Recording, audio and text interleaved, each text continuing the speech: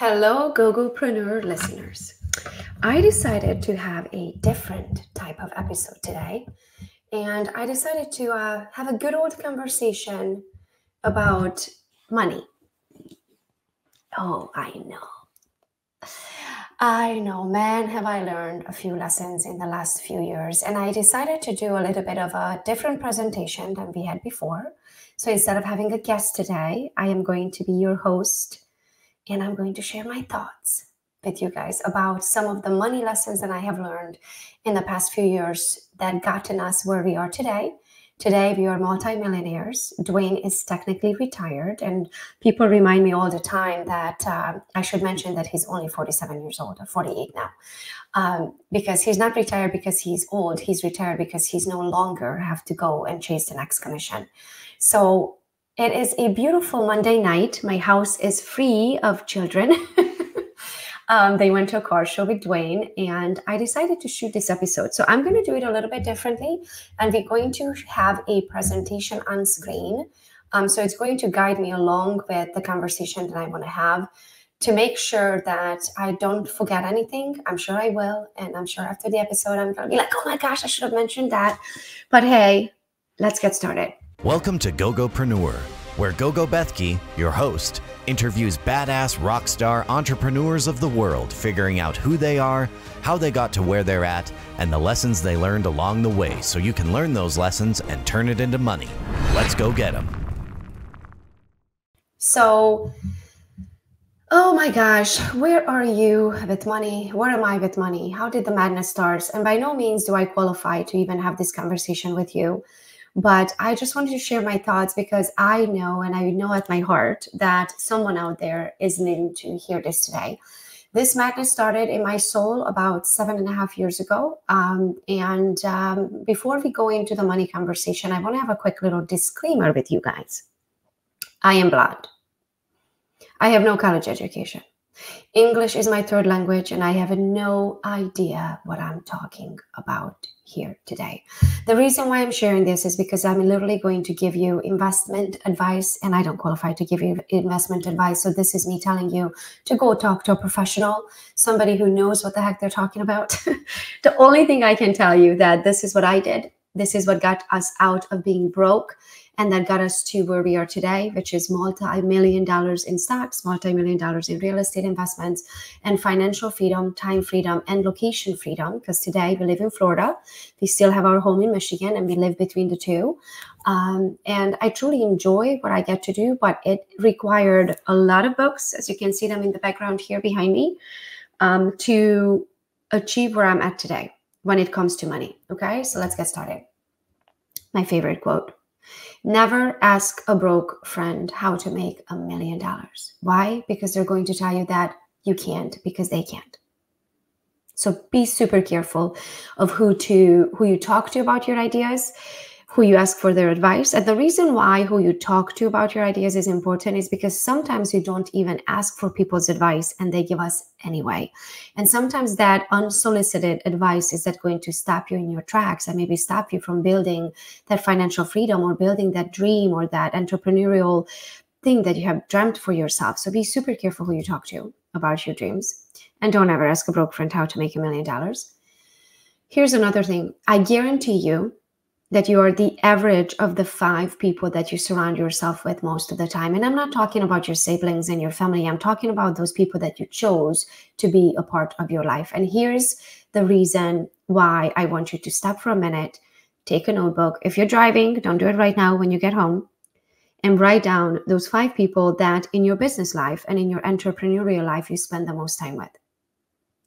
Take the money that you think they make, because sometimes you know what our friends make and sometimes you don't. Some friends, like I share all the time, I have no problem. But one of my best friends have never told me how much money she makes. And I'm okay with that. That is her prerogative, right? So I want you to take a notebook. I want you to take what you think they make in average. So if you have 5 friends, right? I want you to take those totals that you think they make, and I want you to divide it by 5. And you are close to that number. We are the average of the 5 people that we surround ourselves with in our business life. So be super careful who you allow into that circle and where do you spend most of your time when it comes to business decisions. So a little bit about myself. If this is your first time listening to Gogopreneur, thank you so much for joining in today and spending this time with me. This might be one of the longest episodes that we'll ever shoot, so bear with me if you want to get to the relationship with money, at least my relationship with money, right? So a little bit about myself, if you don't know me. I was 21 years old when I moved to the United States, all the way from Transylvania, Romania. I didn't know a single human being, which means literally I came to a country where I barely spoke the language, where I didn't know anyone on this whole continent, hoping that I get to build my American dream. I had $200 to my name. And even that 200 I borrowed because I didn't have 200s and my parents certainly didn't have $200 for me to come to America. And I turned those $200 into, I have not made less than 7 digits or multiple 7 digits in the last 3+ years. So since 2021, I have made more than 7 digits every single year. So learned how to turn $200 into multiple 7 digits every single year. That's what I would like to share with you guys today. So here's a story. This sentence changed my life. So do you know what self-sabotage is? I'm sure you do. We all do it until at some point, until we learn the lesson not to do it anymore. So I had a funky relationship with success and a funky relationship with money. And I didn't realize until this specific scenario that I'm going to explain to you guys. So I travel a lot, right? I do a lot of speaking engagements and events and all kinds of things. So at this point, I'm sitting in an airport and across a stranger at a bar. So we're literally sitting next to each other. My flight got delayed. And not across, but kind of facing each other, next to each other, right? And we get into a good old conversation because I enjoy getting to a deep conversation with strangers because I know I'm never going to see them again, right? So where else is the best conversation, a better place to have a deep conversation with someone, right? So I'm talking to a stranger and we are talking about money and success, and self-sabotage comes up. And we are talking about how I always felt a little weird that my sister, who has a college degree, we were raised by the same mom and dad, and here I am making more in a month that she's going to make in a lifetime. Okay, maybe not that crazy, but an average income in Romania is still around $1,000 a month or a little less of.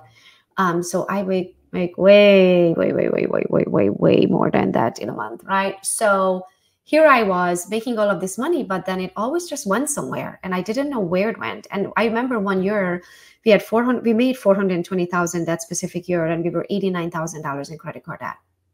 And I was wondering, I'm like, okay, how does one make almost $500,000 and be that much in that? And I realized, and internally I had this self-sabotage going on.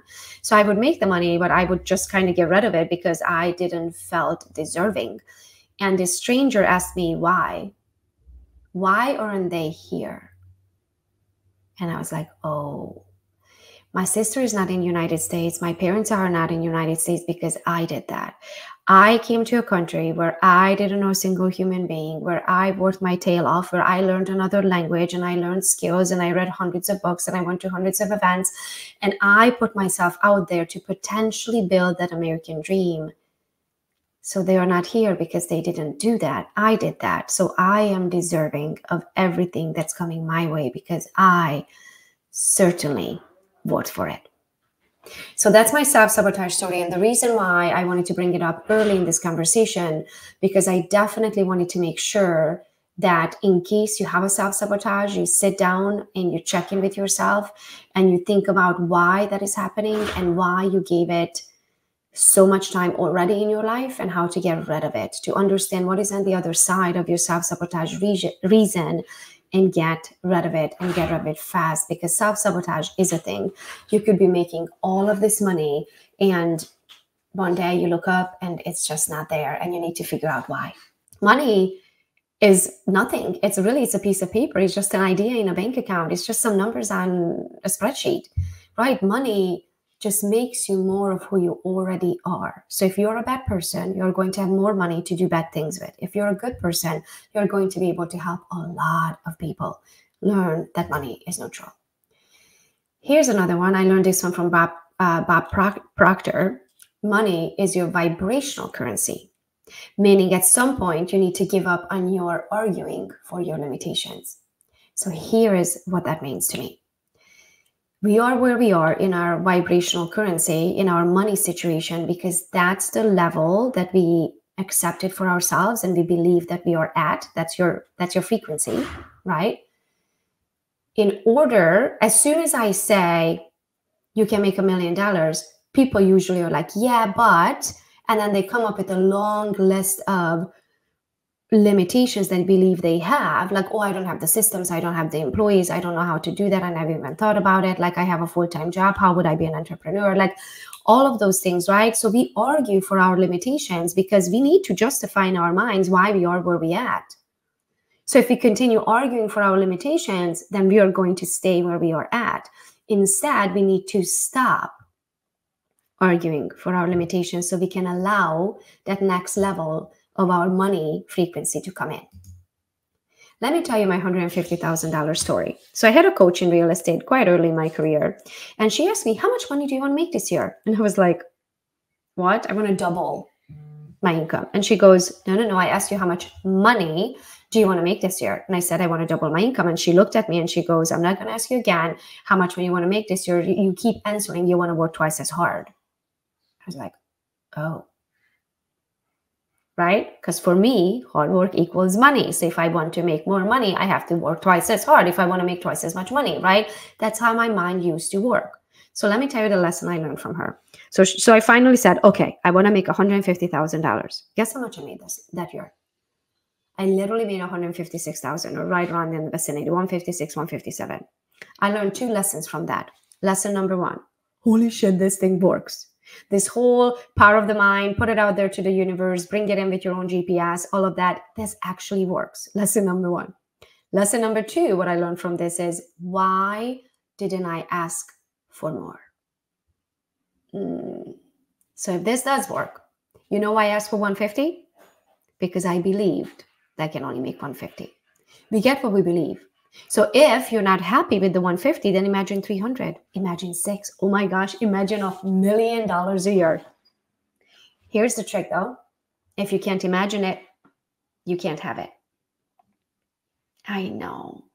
So then the trick is, force yourself to imagine that higher number. Sit there, meditate on it until you can see it, you can feel it, you see it in your own bank account. And when you can see it, you can have it. I never forget the story. I told my husband, I want to have $200,000 cash in our bank account. I couldn't even imagine. At the time, we were probably like tens and tens and tens of thousands of dollars in credit card debt. And we did it. We did it. Even though it was so hard for me to imagine being debt-free and having that much money cash in the bank account, we did it because I forced myself to be able to see it. If you can't see it in the moment, whatever you can see is what you believe that you can do. In order to do more, you have to imagine more. You have to sit there and meditate that you can. When you believe it that you can, you will. Okay, here's another story. I learned this one from Tony Robbins. $1 is money. So people just say, I just want to make more money. Okay. Tony Robbins' answer is, $1 is money. You're going to make it when you're 90. So here's the thing. Most people don't even know how much money they want to make. They don't even stop. You know why? I think it's because A, they're too busy making it, but B, they don't want to disappoint themselves. So they don't want to set the end goal, because if they don't reach it, well, I never set a goal, so I guess I'm not disappointing myself. So number 1, you have to set an end goal. And number 2, you have to give it a time, an end date. So you must say, I want to make $100,000 by December 31st of 2024, right? Because if not, if you just say, I want to make more money, I don't know how much you made last year. Let's say you made $50,000. $51,000 is more money than last year. And you might make it when you're 90. As Tony Robbins says it. So set a goal and set an end date. Very, very important for your money.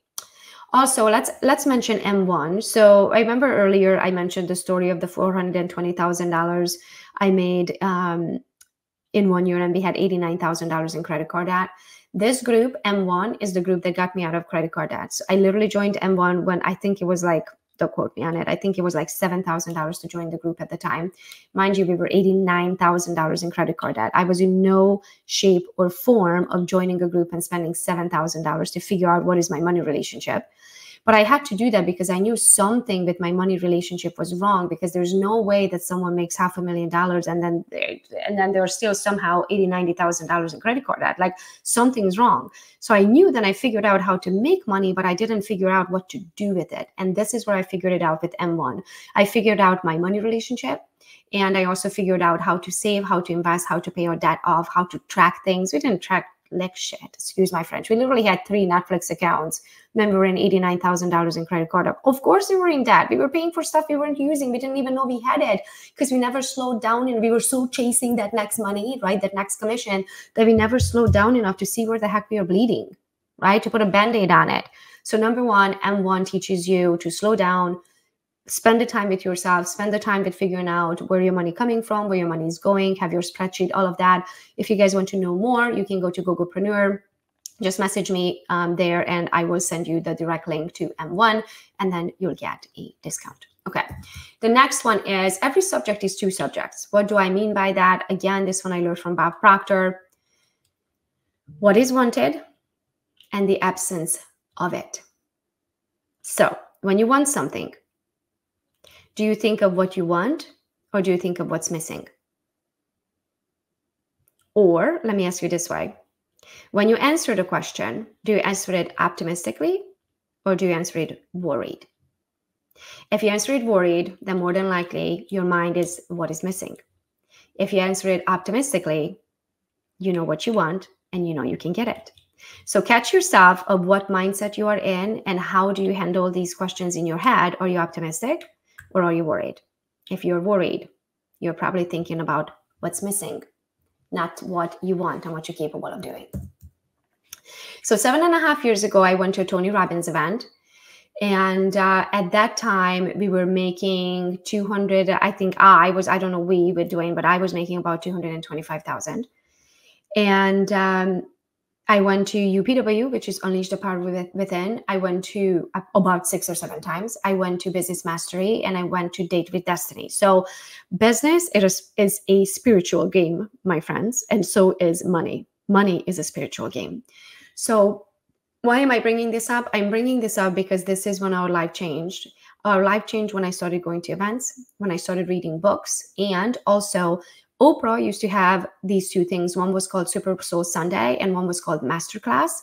I don't think she has them live anymore. Actually, I know she doesn't have them live anymore, but I don't know if you can find the recordings. So if you go on YouTube, if you find Masterclass by Oprah and if you find Super Soul Sunday by Oprah, those are the 2 things that absolutely changed my life. I started doing that. I would sit down. I'm huge on notebooks. My notebooks have notebooks. And I would sit down. I would watch each episode and I write down what I learned from that episode. But as you can see it, these books behind me, this is not a backdrop. This is actually my office. So these books, literally, I read every single one of them and many more. Like I collect books. I read 2 on my last trip. So last week I went to Washington, D.C. and I went to Toronto to D.C. And from D.C. to Toronto, I read 1 book. And on the way back, I read the second one.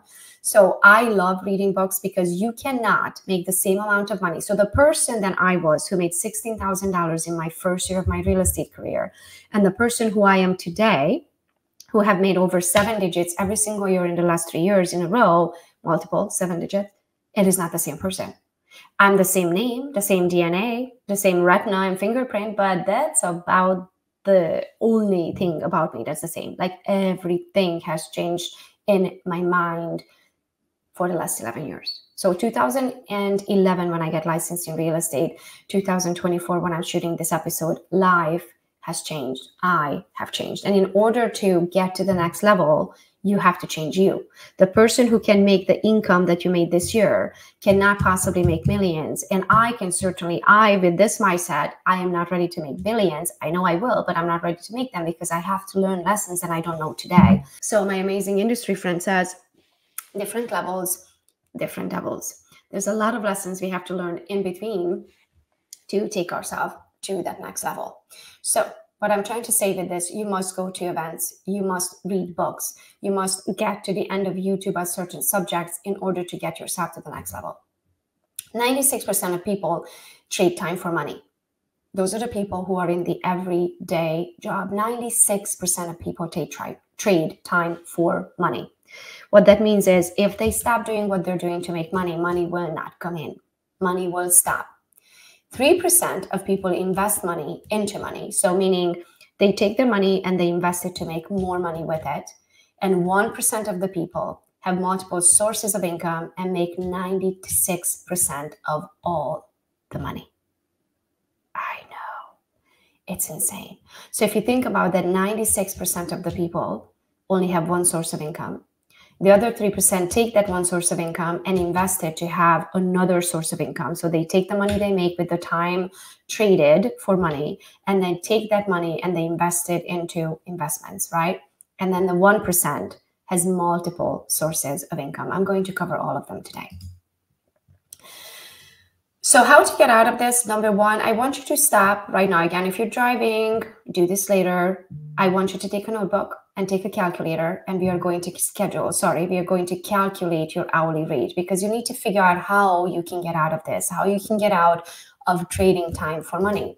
So your hourly rate needs to be calculated by, take the money that you made last year, all of the money that you made last year. So if it's $100,000, for example, divided by 2,080, and that should come out as $48 or so. That is your hourly rate. So if you made $100,000 and you divide it by 2,080, which if you work 40 hours, 52 weeks a year, right? That is 2,080. That means that you have worked 2,080 hours in a year. Your hourly rate will come out as about $48. So now you know what your hourly rate is. So take the total that you made last year and divide it by 2,080 and write down that number, okay? You get paid for the hour what you bring to the hour. Or in other words, the fastest way for you to earn more is by learning more. Go Get 'em is your chance to learn from those who have walked the talk. Gogo invites all of the top performers in the industry to guide you through your success journey. You don't need to reinvent the wheel. The roadmap is already laid out. If you haven't figured out how to make money in your sleep yet, you're not running a business. You're stuck in a job. Join Go Get 'em to learn how to earn passively and have your money doing all the heavy lifting so you don't have to. To join Go Get 'em community, just go to www.gogetemcommunity.com and we will see you inside of our most amazing entrepreneurial community ever. So next one, here are 3 words that I absolutely live my life by. 1, automate it, delegate it, or eliminate it. Automations, why? Because you can buy third-party systems, processes, trackers like these Google Drives of the world and pay $20-some a month. And here are the ones that I absolutely love for automations. ManyChat, couldn't live without that. ChatGPT, couldn't live without that. Go High Level, definitely could not live without that. Websites and funnels. If you think about it, you build a funnel or the website one time, it always works for you. It is set on automation. And the last one is social media. Same thing. I make a post, it might take me 3 minutes, but it automatically works tomorrow. It works today. You can watch it today. You can watch it 10 years from now. So automations are things that it can be set up with a system and it's just always there and it's always working. The next one is delegation. Number 2, now that you know your hourly rate, you have to delegate things out. So I have 17 assistants. I have 2 in person here in our Florida house. Every time we travel, even up to Michigan, I'm in the process of searching for an assistant for the summer in Michigan. And then virtual assistants, I have 14 or 15 of them, right? I hire everything out that I don't enjoy doing or I don't have the time for or yada, yada, right? So here's a story that I want to nail in your head. This sentence, very expensive load of laundry. What do I mean by that? Now that you know your hourly rate. So let's say you made $100,000, right? $48 an hour. How much do you think someone is going to come over to your house and do a load of laundry for you? So nationwide traveling, I get answers anywhere from $13 all the way to $30, just depending what state I'm in. But let's meet in the middle. Let's say it's $20. Let's say someone's going to come over $20 an hour and help you run your household, run a load of laundry, right? How much money are you making? 48. So most people are like, yes, Gogo, but hey, I can save that $20. I'm going to save the $20. I'm going to do my own laundry. Are you saving the 20 or are you losing the 48? So think of it this way. If you do a load of laundry, instead of doing the load of laundry, if you went and did what you do to make money, you would be making $48 an hour at your current hourly rate, right? You would be paying 20 to someone to do your laundry, but you would be making 48. Instead, you stay home, you're not making the 48, you're not spending the 20, you're literally doing your own load of laundry, but you are not making more income. So instead of trying to save $20, how about you go and make 48? I know. That's literally what blew up my business. As soon as I started delegating and I hired everything out, I have a social media assistant, I have an email assistant, I have a design assistant, I have an executive assistant, my assistant has an assistant, right? All of my companies have an assistant, like Gogopreneur has an assistant, Gogo's Real Estate has an assistant. All of my companies have an assistant, right? So as soon as I started hiring things out is when my income just skyrocketed. Not only that, but we're naturally not good at certain things. Like for me to build certain things like spreadsheets and presentations and all of that, it is not my time best spent. I'm going to spend 4 hours on a spreadsheet where literally I could present it for an hour and go out and meet someone and make money and build relationship in the other 3 hours, right? So naturally we have certain skills and we don't, and you're better off hiring everything out that you don't enjoy doing. It doesn't make you the money or you suck at it. So I delegate everything out. So here's the math we did earlier. The $100,000 divided by 2,080, it will bring you about 48 hours hourly rate. And from now on, hire everything out. The next one is elimination. So how do you and when do you eliminate things off of your plate? There are certain things that we always do. We do it because we've always done it and we are so used to doing it. But do we actually stop to say, to think and do the math? Does it make me money, or I just do it because it's a habit and I always done it? So from now on, if you hate doing it, eliminate it or delegate it out to someone. If you suck at it, eliminate it or delegate it out to someone. And if it does not make you money, definitely eliminate it. The next one, different ways of making money. There's active ways of making money. That meaning you're spending your own time and energy, right? That's active income. Passive income, if for example, is real estate, right? Like we have multiple real estate investments. I don't have to work it necessarily anymore. It's rented. People pay me monthly rent and I make income from it. That's passive. And then we have recurring income. So you have active, passive, and recurring. And the recurring income is where you spent your time one time on doing something, but the money's coming in over and over and over again. For example, a good one would be, and I think real estate too, you could consider it recurring as well. One good example for recurring is revenue share. So for example, in the Team Gogo organization, I have over 1,500 agents now in almost every state and in 6 or 7 different countries. So if you're, by the way, listening and you're a realtor, I would love to partner with you. All you need to do is go to Gogo's Real Estate on Instagram or Facebook, comment the word partner.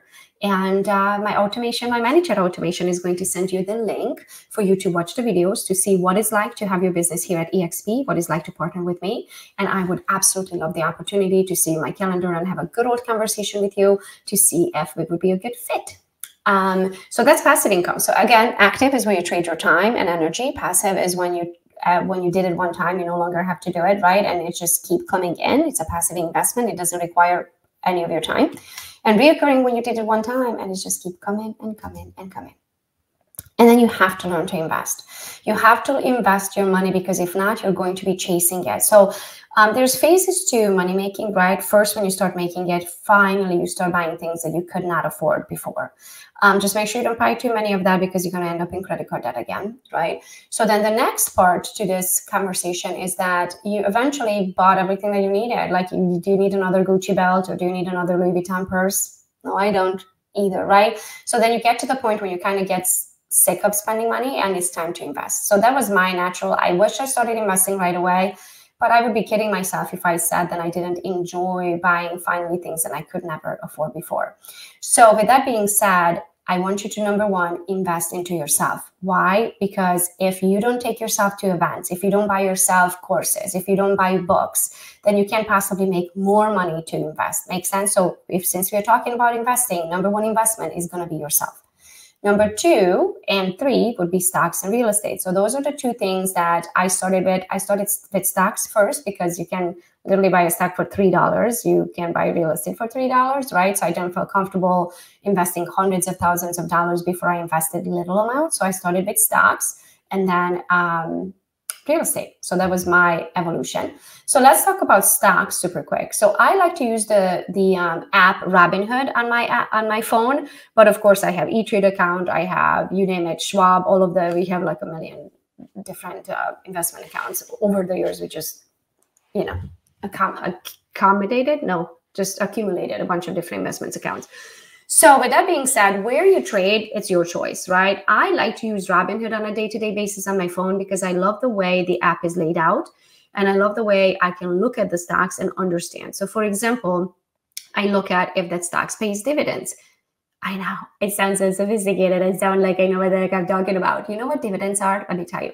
When you look up a stock, so when you download Robinhood app, right, and you go and you look at the stock, they're going to show you things like 52 weeks high, 52 weeks low. And I'm like, what the heck does that mean? 52 weeks high means when was that stock the most expensive in the last 52 weeks and what was the price?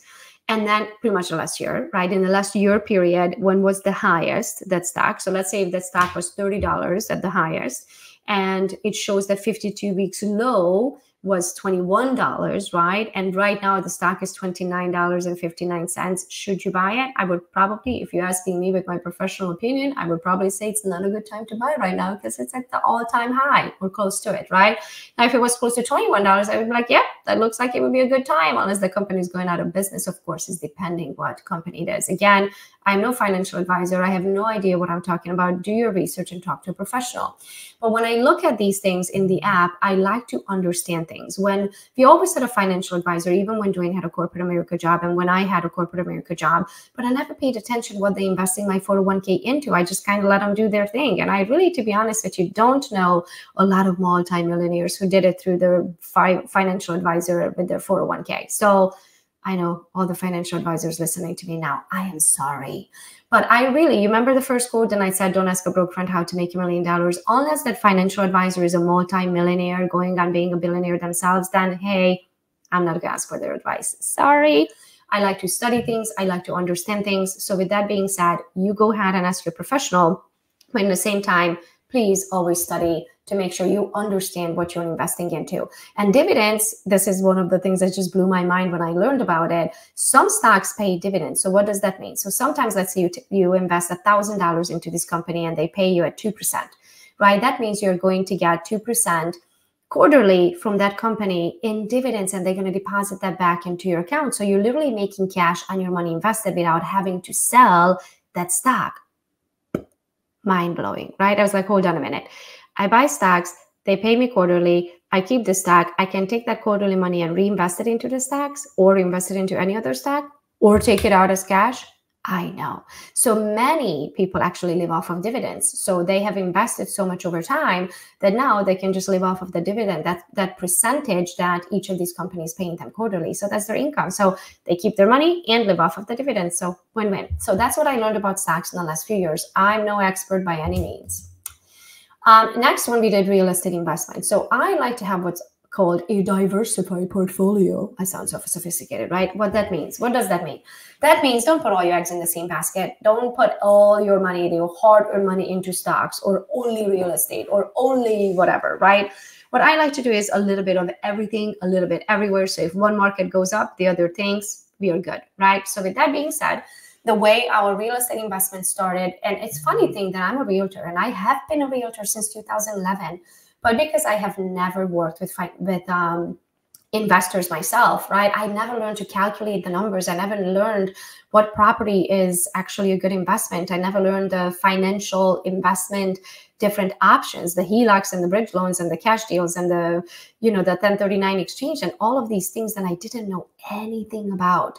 So it took me a very long time to feel comfortable with real estate investment. I can't believe I'm saying this out loud, but it's true. It's true. I just didn't feel comfortable doing it because I've never had to run a good deal for an investor. I never worked with them because it was not worth my commission. Like I'd rather sell $1 million house for 3%, $30,000 income than $100,000 for 3%, $3,000 income, right? So I knew the math early. I never worked with investors. And because of that, I never learned to crunch the numbers. Because of that, I didn't feel comfortable investing in my own investing my own money. But finally time came. So here are our investments. We own a house in Michigan. That's how we started. We built that home. And then we and then we had some cash, right? We decided to move to Florida. We used that cash for down payment on this home, the home that we live in right here in Florida, in Odessa.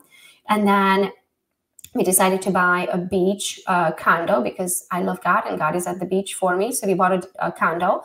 We used a HELOC for that. So we took money out of our equity from our Michigan house and used it as down payment on the Airbnb, which is the beach condo. And we used that as an Airbnb. So that property more than pays for itself, pays the loans back, the taxes, insurance, the renters, pretty much the Airbnbers are paying all of our fees. And they're, when it's not used, we are using it. Then we also bought a syndication, which is a 180-door apartment building in Indiana. Never seen it, never been there. The reason we did that is because we were at a point where we made all this money, we needed to invest it, and we didn't want to do any of the work. So with syndications, you can be a silent investor. You pretty much just give them money. They invest it for you. They pay you quarterly. And then whenever they sell 3 to 5 years from now, they'll give you money back. So that's the idea. With a syndication, we don't have to find a deal. We don't have to crunch the numbers. We don't have to manage the property. We don't do anything. We literally just gave them a chunk of money. Then we bought a long-term rental. So Airbnbs are considered short-term rentals or mid-term rentals, depending how long people rent it from you. And then we also bought a long-term rental property in South Carolina, which again, never been there. We bought it in close to Greenville in South Carolina. It's a brand new construction, 3-bedroom, 2-bath. Someone's renting it long-term. They signed a 1 or 2 year lease. They live there. They have a property management company who manages it. Never been at the property, don't see it, but the property pays for itself. And that's all I care about. Of course, I want to make money, but I'm happy if it pays for itself. So I'm the type of investor that we invest because of it grows our wealth, right? Somebody else paying our bills, but B, it reduces our taxable income. And I'm going to talk about that later on of the team that you have to build to surround yourself around yourself to surround yourself with, who can advise you, who've been there where you want to go, who is smarter than you are and knows things about how to save money on your taxes, right? Because it's one thing to make all of this money. It's another thing if you're going to piss it out, excuse my French, at the back end, right? Because you didn't learn how to play the money game. So just as important to learn how to make it, it's as important to how to save it and how to invest it. But at the end, it's just as important to learn the taxable income deduction game, because if not, you're going to be pitching out a lot of unnecessary money to Uncle Sam, right? So here we come, the board of directors. This is exactly what we need to talk about next. So a few years ago, probably about 5 years ago, I started assembling a team. So what happened prior to that, I had a CPA, I had a financial advisor, and then every time a financial advisor told me something, I would go to the CPA and he says, oh my gosh, we can't do that. That's totally illegal, or you can't do it. You're a licensed realtor or whatever, right? Then I go take the information that the CPA sent back to the financial advisor, and he's like, well, that's not true. The law just changed, the blah, blah, blah, right? So it's like, oh my gosh, I have no idea what either one of you is talking about. I'm in the middle. I barely speak English. Can somebody just break it down to my level of English? Number one. Number two, can I just put you all in the same room at the same time so you guys can battle it out, so then I can make a decision about something I don't know anything about? Because that's what happens when you're an entrepreneur. Suddenly you have all of these big things and you're supposed to make decisions about, and you don't freaking know what it even means, right? So instead of just having a random CPA here and a financial advisor there and an asset planner and a 401k guy and a financial advisor and a business attorney, I want you to have them all in one group. So I call mine the board of directors.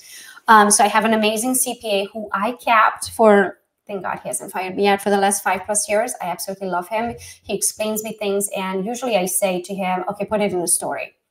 If I was to do this, put it in a story, and then I understand it. I'm going to bring it down to my level of English and put it in a story. And then the next one is I kept my CPA, right? I brought my CPA to the team that I have found. So I have a tax attorney, an asset planner, a business advisor, 401k guy, and a financial advisor, and my CPA, and myself and my husband and Christy, our operations girl. We all go to quarterly meetings. Why? Because if you wait until the end of the year, November, when the tax, when the end of the year, everybody's buying printers and spending money end of year, you're going to not have enough time to invest into real estate. You can't just drop everything and go buy real estate. It takes 30 days to close, right? So I want you to have quarterly meetings. So not only they can see how much money you already made, so they can calculate what you're going to owe.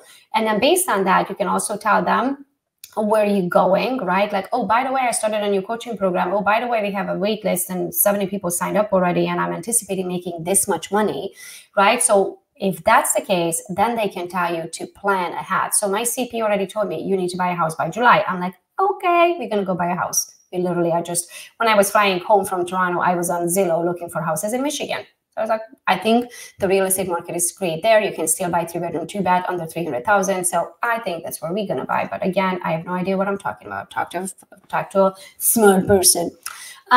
So with that being said, I assembled a team, and inside of our Go Get 'em community membership. So if you do not know what Go Get 'em is my community that I have built. So it's a membership-based community. So $49 a month, because I feel like I am surrounded by such an amazing group of smart, talented people who got me to where I'm at today.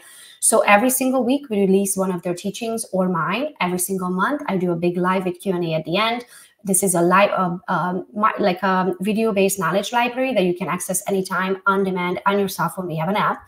Also comes with a private Facebook group. Most importantly, it comes with weekly access to my team. So every Wednesday, you have access to my VAs. You can ask them anything. Hey, how do you do Gogo's calendar? Hey, how do you handle Google Drive? Hey, how do you build this course? Hey, how do you, right? Everything I do is built by my VAs. And then every Thursday, you guys have Tech Thursday with my tech team. So anything technological challenge, like, hey, how did you guys get Go High Level up and running, right? You would come to Tech Thursday, and then my team will literally give you tips. It can be to you or your VAs. So that's Go Get 'em. Inside of Go Get 'em, the actual team that I use, that the board of directors that we are talking about here today, they are a part of Go Get 'em. They teach monthly. Because if financial freedom was that simple, if creating an LLC and an S Corp and a C Corp or holding companies or your living trust or your land trust and all of these things, if it was simple, guys, everybody would do it. So because of that, we have continuous education on how to do all of this, everything we are talking about here today, and then some. And they are mentoring inside of the Go Get 'em community. All you need to do is join us. Now, it's a escalating price, meaning that if you get in at $49, so let me put it this way, the first 250 people will get in at $49 a piece, and I will keep your price. I will never change it. As soon as we hit 250 members, the price is going to go up to $79. Then it's going to go up to $129. Then it's going to go up. Every 250 members, the price is going up. If someone cancels, the price will never go back lower, but they will never get it back at $49 either. So the way I look at it is, you guys are trusting me while we are building this. If you come in at the very end when it's already built and has all the bells and whistles and 5 stars and all that, who knows how much you're going to be paying. So all you need to do is go to gogetemcommunity.com, which is GOGETEM community.com. Go get community.com. I can't wait to see you there. And in there we do all kinds of weekly trainings and pretty much every subject that I know anything about, or I have friends who are experts in that specific subject. I invite them and we do amazing trainings. Okay. The last one is our financial guy and 401k guy. So as soon as I had to have like a safe harbor 401k, which I wasn't allowed to manage 401ks anymore because I manage my own 401k and my own stock investments until we did safe harbor, and then I can't manage because I can't mess around with my employees' retirement. Whatever. I'm just kidding. It is a good deal. I don't want to be responsible for my employees' retirement. So now I have a company who does that. So really putting a group of people together, your CPA, your tax attorney, business advisor, asset planner, financial advisor, 401k guy. These are the people that I have to manage and advise us to where we at and where we are going, and make sure that we don't have huge tax liabilities. Like literally, I got asked to be a CMO for a company recently, and I'm getting units, like stocks, like shares, ownership in a company, not ownership, but like shares in a company, right? I didn't know. I don't even know what the heck I'm talking about, right? So I was like, okay, what does that mean? Come to find out, guys, you have to pay taxes on that in the year that you receive it, not when you're going to sell it one day. When you receive it, it's considered income. I'm like, what? So now I have this big tax liability, what it's called. Like I owe a lot to Uncle Sam, so I have to start investing into real estate again, or I'm going to owe a lot in taxes. So this is the reason why you have to have a team, so they can guide you not only where you're at, but most importantly, where you are going. So then you don't end up with a huge tax liability. And thank you so much for being here today. These are the thoughts that I had regarding money, and I wanted to share it with you guys because these are the reasons why I was able to take myself from being a $16,000 a year income earner to multi-million dollars every single year, 3 continuous years in a row. And you guys see my success. I like to share it because what gets celebrated gets duplicated, guys. And I know if I give myself a little pat on the back every time I achieve something, then I'm going to do it again and again and again. So these are my thoughts. Thank you so much for listening again. Please let us know how you like this episode compared to when I actually interview people. I want to see which one you guys enjoy more. And if you would like to learn more about everything that I do, from social media marketing to mindset to systems and processes and technology and AI and negotiations and you name it, all you need to do is become a Go Get 'em community member and go to www.gogetemcommunity.com, and it's spelled GOGETEM community.com. Thank you so much for listening in today. Bye, guys. Thanks for joining Gogopreneur. Keep that go-getter spirit alive. Until next time, go get 'em.